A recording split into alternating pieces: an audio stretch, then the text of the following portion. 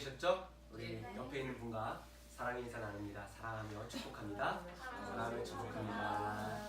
사랑하며 축복합니다. 오늘이 종료주일입니다. 고난 주간이 드디어 이제 시작이 됩니다. 사순절 기간이긴 한데 다음 주가 부활주일이죠. 오늘 이 종료주일에 관련돼서 십자가를 지신 예수님의 모습과 주님께서는 우리에게 무엇을 기대하셨고 우리는 주님에게 무엇을 기대하는지 서로 간의 기대치를 바꾸는 트랜스하는 그러한 메시지를 여러분들과 함께 나누고자 합니다.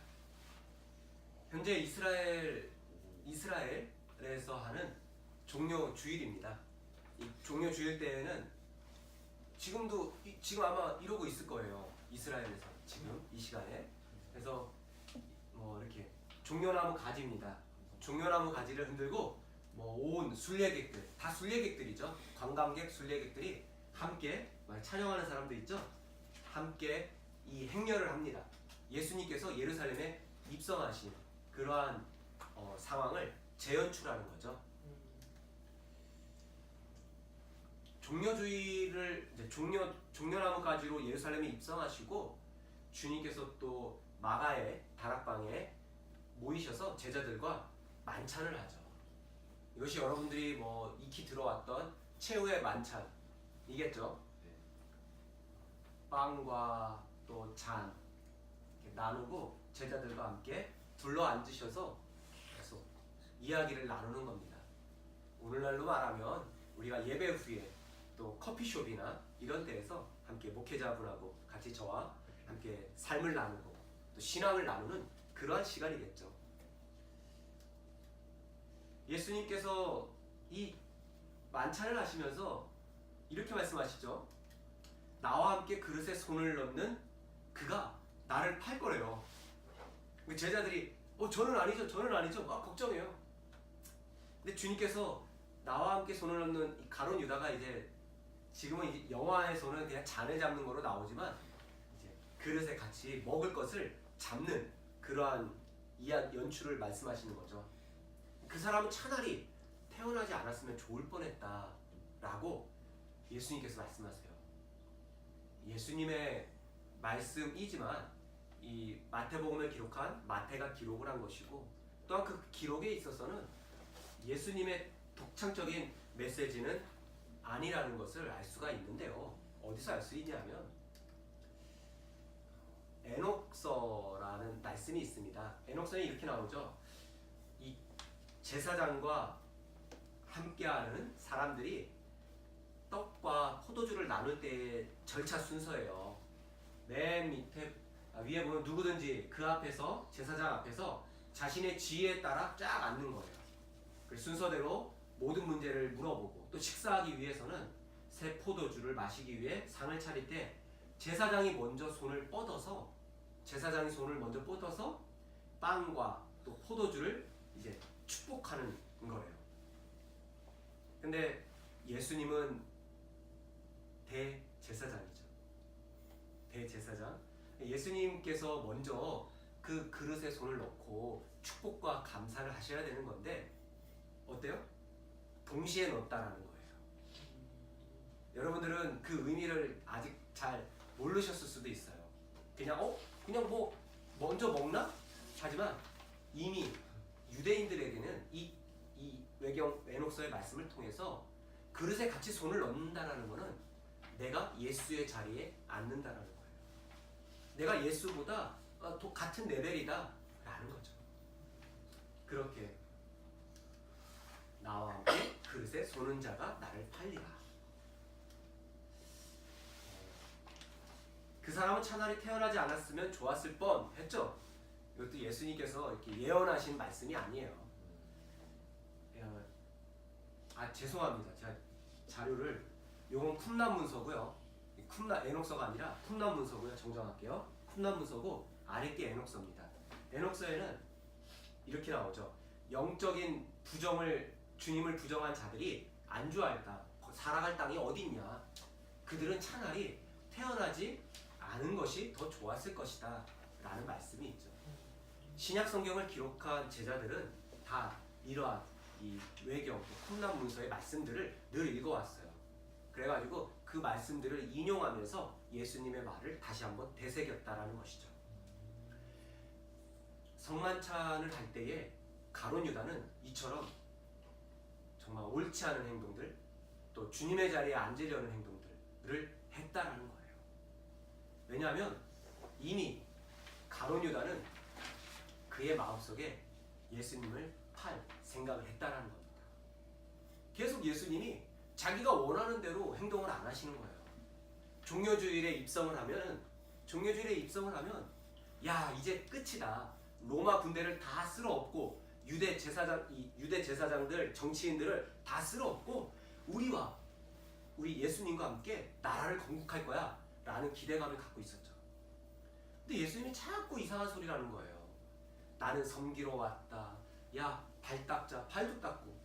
아니 왕께서 하실 행동을 하지 않고 자꾸 노예들이 하는 행동들을 하시는 거예요. 나는 죽을 것이다. 나는 죽어야 된다. 이런 말씀을 하시니까 가룟 유다가 이제 내가 생각한 강력한 메시아가 아니야. 그리고 팔 생각을 가졌겠죠. 그리고 예수님께서는 이미 그것을 아시고 그 그릇에 손을 넣은 그 유다를 질책하시고 또 그가 나를 팔 거다 라고 말씀을 하신 거죠. 그림이 잘 보이시나요? 토끼 애인들이 있어요. 토끼 애인들이 남자 토끼, 여자 토끼가 있네요. 여자 토끼는 무슨 생각을 하죠? 예쁜 면사포를 쓸 생각. 나 내 사랑하는 남자 토끼와 내 애인 토끼와 결혼해서 예쁜 면사포를 쓸 생각을 합니다. 남자 토끼는 어떻죠? 당근, 먹을 거 생각. 같이 앉아있지만 서로 간의 생각과 그런 꿈꾸는 게 다르다는 거예요. 가룟 유다는 예수님과 늘 함께 했지만 가룟 유다의 생각은 예수님의 생각과 전혀 달랐다는 거죠. 예수님은 예수님의 생각을 계속 말씀하셨어요. 공생의 기간에. 하지만 가룟 유다는 그거를 받아들이지 않았죠. 가룟 유다의 생각은 예수님의 생각과 달랐어요. 그의 기대치가 너무나 멀었기 때문에 그는 예수님을 팔려고 했죠. 저는 이 기대치를 이야기하면서 한국교회의 기대치를 함께 말씀드리고 싶습니다. 십자가가 참 많아요. 한국교회 정말 십자가가 많이 세워지고 좋아요. 이거 좋은 거예요. 여러분들 혹시 길을 가다가 십자가가 왜 이렇게 많아? 아니에요. 더 많아야 돼요. 더 곳곳에 많이 있어야 합니다. 왜요? 아니 복음 전하는 곳인데 주님의 복음을 전하고 생명을 살리는 장소인데 이게 적으면 되겠습니까? 많은 게 문제가 되는 게 아니에요. 그럼 무엇이 문제일까요? 한국교회의 기대치는 자꾸 이 많고 작은 교회들에 있어서 대형화를 꿈꾼다는 거죠. 점점 대형화, 막 100명, 1000명, 막 10,000명. 그래서 그것이 마치 하나의 권력이 되고 그리고 그 부흥이 하나님께서 우리 교회에 함께 하신다라는 마치 자부심이 되는 거예요. 점점 대형화되는 그 시스템 속에서 작은 교회 목회자분들도 여전히 그것을 동경하는 거예요. 그렇게 동경하면서 본질을 잃게 되는 거죠. 교회 공동체란 예수 그리스도께서 보여주신 삶을 살아가는 것이 가장 큰 교회 공동체 목적입니다. 그래서 한국교회의 기대치는 어디에 있는가?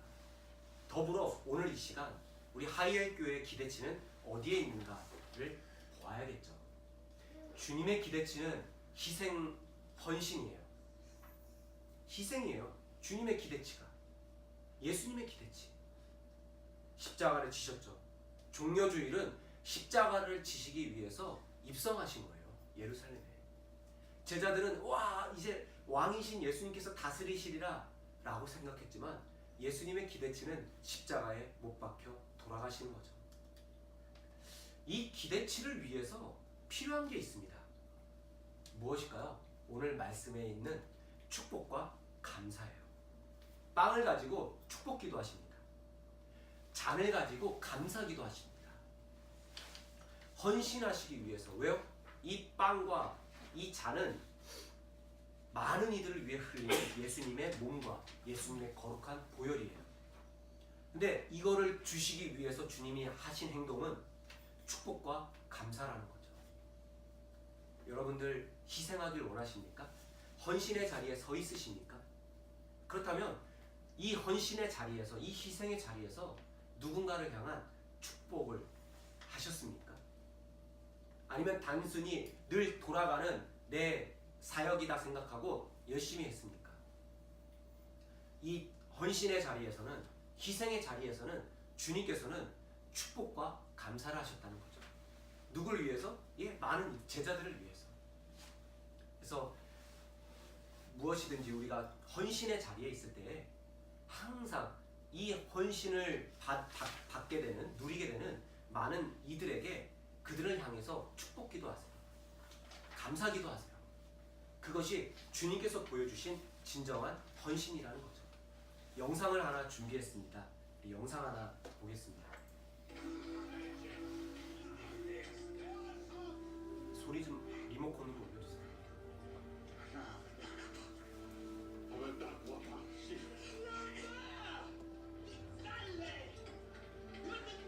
십자가는 왜 껴안고 있느냐? 같이 매달린 그 강도라고 표현하지만 그 사람이 이야기죠.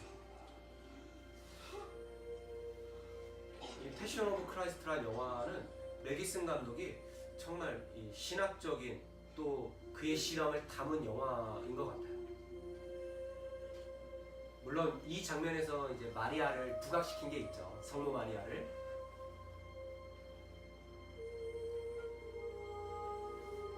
마리아가 아들이 십자가 지고 쓰러지는 모습에 안타까워하고 달려갑니다.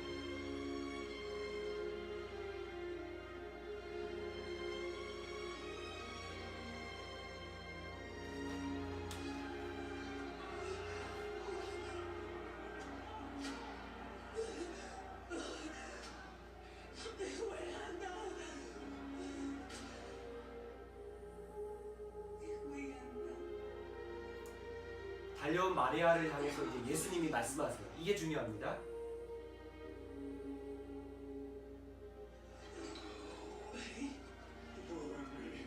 보세요, 어머니. 저는 모든 것을 새롭게 할 것입니다. 그리고 다시 힘이 드시지만 이 십자가를 짊어지세요. 패션 오브 크라이스트의 제가 뽑은 가장 명장면은 이겁니다. 그래서 저는 그 패션 오브 크라이스트의 영화의 제목을 그냥 그 패션 자체를 열정으로 저는 받아들여서 그리스도의 열정, 그리스도의 결단, 전 그렇게 이 제목을 그렇게 해석을 해요.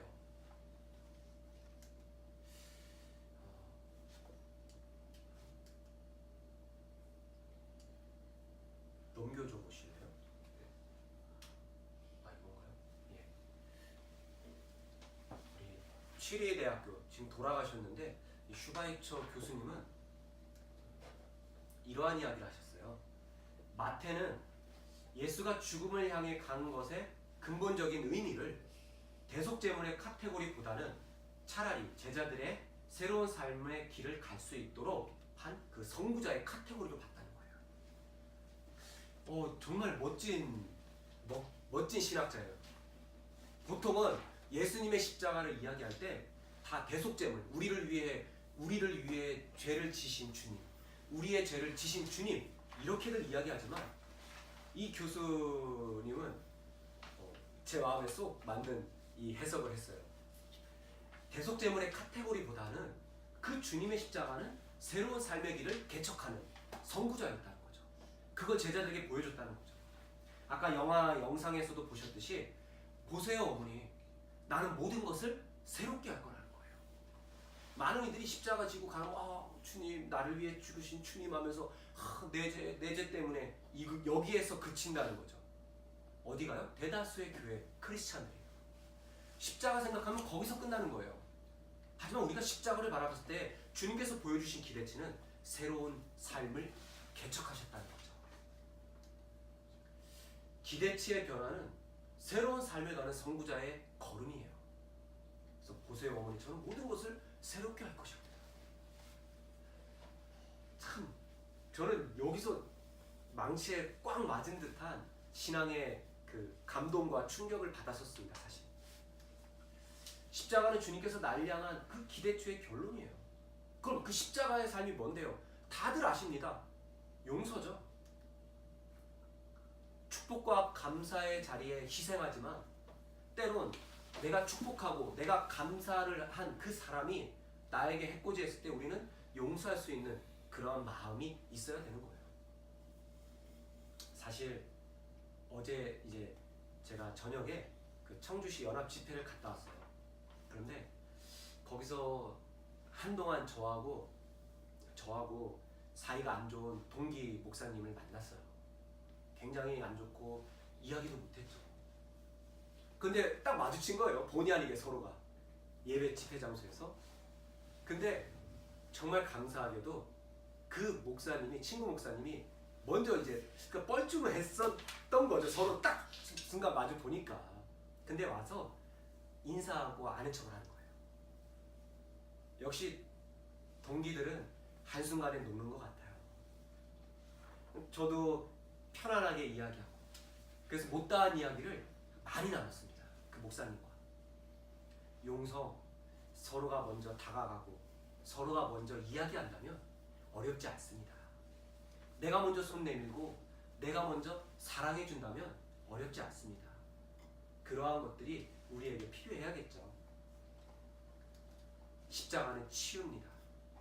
내가 어머니 모든 것을 새롭게 하겠다라고 하는 영화의 저 대사처럼 주님은 십자가 위에서 무엇을 새롭게 하셨는데요? 예, 상한 감정, 상한 영혼, 또 죄 가운데 있는 많은 영혼들의 그 연약함을 치유해 주시는 거예요. 치유하고 만져주시는 거죠. 주님은 어떻게 해서든지 피값 흘려 목숨 걸어서 십자가 위에서 모든 죄를 치유해 주시러, 회복해 주시러 왔는데 여전히 오늘 한국교회는 죄를 들춰내죠. 자꾸 죄인이라고 이야기하고 죄를 건드려요.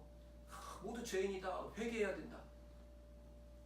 그러니까 교회에 나오게 되면 어떻습니까? 예, 죄인이 돼버린 거예요. 회개해야 돼, 회개해야 되고 그런 삶 살면 안 돼. 여전히 주님께서는 이 맨 위에 이 영상 사진은 현장에서 가늠하다 잡힌 여인이에요. 용서와 사랑과 섬김의 한마디로 주님은 다가오셨다라는 거죠.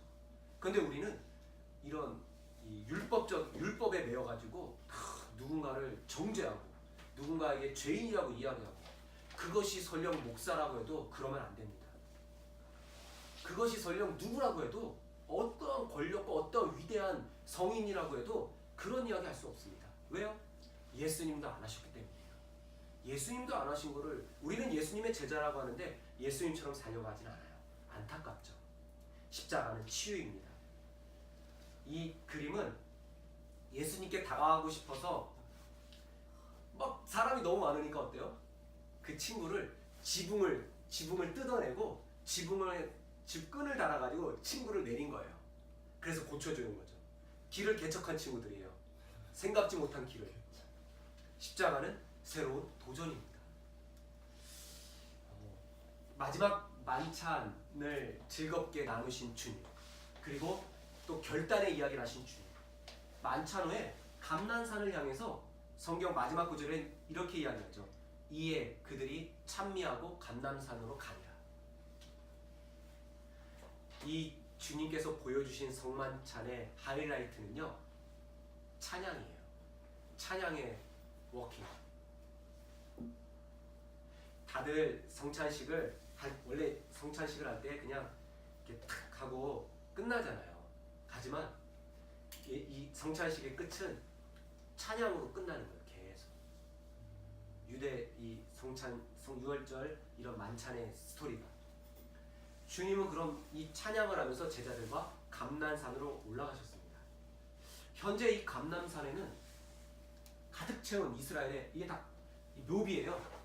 감난산이고요. 감난산에서 바라본 이 성전인데 감난산에는 이 이스라엘 공동묘지가 있어요. 지금도. 이것도 돈이 많아야 가겠죠. 그렇죠? 돈 많고 권력 있는 사람들이 많이 즐비합니다. 왜일까요? 이스라엘 사람들은요, 지금도 메시아를 기다리고 있죠. 우리가 알고 있는 예수님이 아니라 처음 오신 메시아. 그런데 그 메시아가 올 때에 또 재림의 때 얘네들도 부활을 기대하는 민족이에요. 그래서 마르다 이야기에서 어떻죠? 나사로가 죽었을 때에 이제 나사로가 죽지 않았다, 살 것 아니까 주님 마지막 때에는 살 거를 내가 압니다 라고 고백하죠. 유대인들은 마지막 때에 다 전체 민족적인 부활을 할 거라고 여겨요. 그런데 그래서 얘네들은 이제 메시아가 오실 때 제일 먼저 어디가 열리냐면 이 예루살렘 동편 문이 쫙 열리고 성전 문이 열리고 여기서 자는 자들이 먼저, 왜? 죽은 자가 먼저 모두 부활할 거기 때문에 여기서 부활할 거라고 해서 1순위라고 여겼기 때문에 여기에 공동묘지가 즐비합니다. 지금도. 예, 즐비하죠.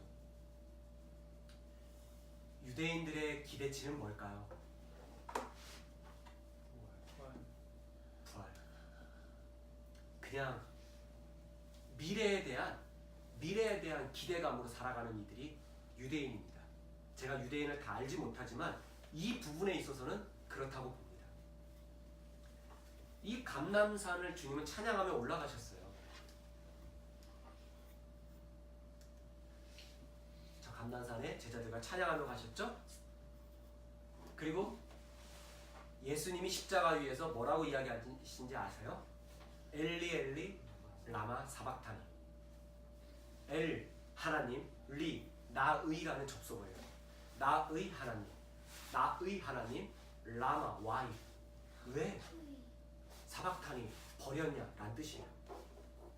나의 하나님 왜 나를 버렸습니까? 그러니까 십자가에 찔리고 아프셨기 때문에 발음이 또 이 창에 찔려가지고 이 발음이 힘드셨을 거예요. 계속 숨쉬기도 주저앉으시면 창에 찔린 게 걸리니까 또 힘드셨겠죠. 그래서 발음이 정확하지 않았을 거예요. 명확하지 않아요. 그러니까 밑에서 들어보니까 엘리 엘리 이렇게 외치시니까 성경은 뭐라고 하죠? 놔둬라. 저 사람이 엘리야를 부르나 보다. 왜냐하면 유대인들은 마지막에 엘리야가 올 거라고 여겨서 엘리야가 먼저 오고 메시아가 온다고 생각했죠. 그래서 저 사람 선지자니까 엘리야를 찾는구나 그렇게 오해했죠. 하지만 주님은 엘리 나의 하나님 어찌하여 나를 버리셨습니까? 우리는 그 구절을 봤을 때 이렇게 생각할 수 있어요. 주님, 아버지 하나님 왜 나를 버리셨습니까? 왜 나를 버리셨습니까? 주님도 너무 속상하고 힘들었구나. 너무 속상하고 힘들어서 하나님께 그렇게 원망 섞인 기도를 하셨나? 결코 그렇지 않습니다. 우리 주님이 그 정도로 쪼잔한 믿음이셨다면 우리는 주님을 따를 필요도 없습니다. 주님은 완벽한 하나님이셨죠. 주님께서 보여주신 엘리 엘리 라마 사박다니는 사실 시편 22편입니다. 그래서 오늘 말씀 끝나고 시편 22편을 읽어보세요. 나의 하나님 어찌하여 나를 버리셨습니까? 하면서 쭉 나와요. 시편은 무엇인지 아세요, 여러분? 시편은 찬양이에요. 예수님은 죽어가면서도 찬양을 부르셨다는 거죠. 찬양으로 자신의 믿음을 하나님께 올려드린 거죠. 하나님에 대한 절대 신뢰. 그분이 곧 하나님이시지만 이 연약한 상황 속에서 하나님을 높이는 무엇을 보여주셨을까요? 본을 보여주신 거예요. 우리에게. 주님께서 보여주신 새로운 길은 무엇일까요? 주님께서 보여주신 새로운 길은 고통 속에서도 찬양하는 삶이에요. 아까 유대인들은 공동묘지가 즐비했습니다. 그러나 저는 여러분들에게 그러한 미래를 바라보며 현재의 문제를 좌시하는 그러한 삶을 살라고 이야기하기 싫습니다. 주님께서 보여주신 것은 명확하게 이 고통의 현장 속에서 이 아픔의 시간 속에서도 나는 하나님을 예배하리라. 나는 하나님을 찬양하리라. 현재의 문제 앞에서 몸부림치면서 자신의 신앙을 지켜나가라는 그 모습을 예수님께서는 제자들에게 그리고 오늘 우리에게 보여주신 거예요. 주님은 늘 이야기하죠. 우리가 매주 지금은 제가 사순절 기간이기 때문에 예수님의 말씀으로 계속 매주 하고 있습니다. 예수님이 뭐였죠? 우리 지난주에 하나님 나라였죠. 밭에 감추인 보화예요. 천국은 내 삶의 자리예요. 내 일상이에요. 내 학교, 내 직장, 내 삶의 자리가 내가 누려야 될 천국이라는 거예요. 주님께서는 이 고통의 순간, 죽음의 순간, 아픔의 순간에서도 여전히 하나님을 예배했다는 거죠.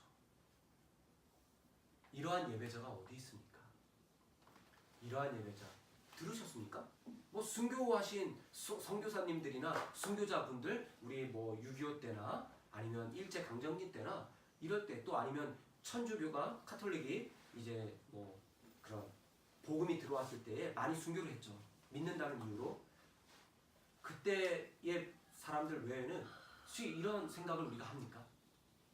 고통 가운데서도 찬양하고 예배할 수 있는 삶. 현재의 문제 앞에 너의 삶을 새롭게 개척해 나가라. 네가 할 수 없지만 내가 함께 할 것이다. 나를 기대하며 나아가라는 것이죠. 그 현재의 문제에 고통과 괴로움을 주는 이들이 있다면 그들을 축복하고 그들에게 감사하고, 물론 하나님께 감사기도를 드린 것이지만 감사하는 마음과 축복하는 마음이 그들을 향해야 됩니다. 그래서 십자가 위에서 주님께서 막 조롱하고 핍박하고 하는 이러한 유대인들에게, 제사장, 백부장 이런 자들에게 뭐라고 외치셨는지 아세요? 아버지, 저들의 죄를 용서해달라고. 저들이 하는 일을 저들은 모른다고. 용서, 그리고 치유, 그리고 새로운 삶을 걸어가는 것. 그 새로운 삶은 바로 찬양의 삶입니다. 고통 가운데서도 주님과 함께하는 삶이죠. 저와 여러분의 하루하루가 혹 고통 중에 있다라면 여러분, 찬양의 시간입니다. 예배의 시간이고 기도의 시간이라는 것을 인식하면서 나의 기대치를 다시 주님의 기대치로 바꿔주십시오. 내가 생각한 주님은 어떤 주님인지 오늘 생각해 보시고, 그리고 더 나아가 주님께서 나를 향한 기대치는 어떠한 것인지 말씀을 돌이키며 그렇게 살아가는 저와 여러분이 되시기를 간절히 소망합니다. 기도하겠습니다. 주님, 감사합니다. 부족한 우리들은 십자가의 은혜 없이는 살 수 없습니다. 주님, 십자가 위에서 보여주신 그 기대치를 우리가 깨닫게 해주심에 감사하며 새로운 삶을 보여주신 주님처럼 우리도 그렇게 어려움을 이겨나가며 살게 하여 주시옵소서. 예수님의 이름으로 기도하옵나이다. 아멘.